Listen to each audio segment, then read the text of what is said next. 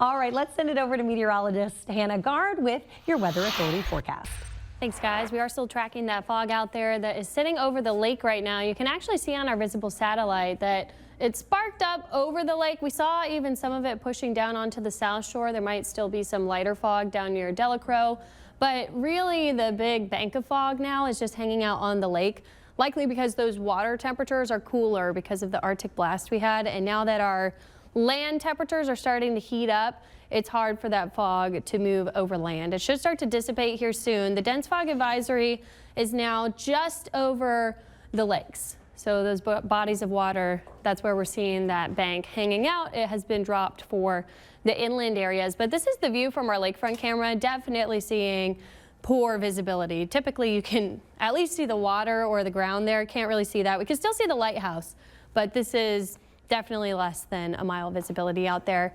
Our temperatures are starting to warm up. We're getting into the upper 60s and 70s. That's why it's just hanging out over those cooler water areas where we have seen some fog.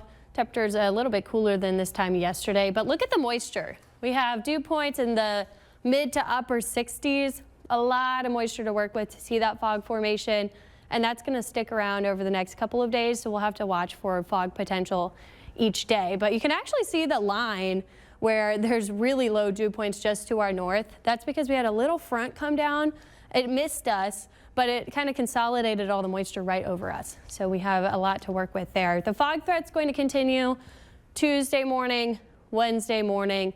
I think we could see some patchy areas of dense fog again. Then Thursday, we start to get those winds kicking in. We still have that fog potential, but I think it'll be on the lower side compared to the next 2 mornings. So keep that in mind as you're headed out the door in your commutes. We still could see that fog formation. Through the day today, it should start to clear out. We'll have a little bit of cloud cover, but we're going to get to the low 80s. Very warm and unseasonably warm at that. In the evening, it's not going to cool off quite as much. We'll still get into the 60s, but we're not going to see those mornings in the 40s and 50s anymore over the next couple of days. Our highs, 82 today, 84 tomorrow and Wednesday. Our records are in the mid 80s, so we'll be near record highs.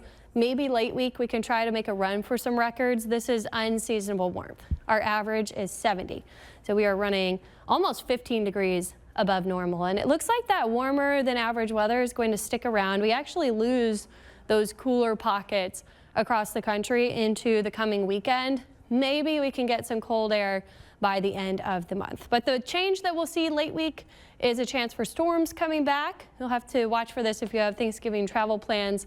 I'll have some details on this coming up. Back to you.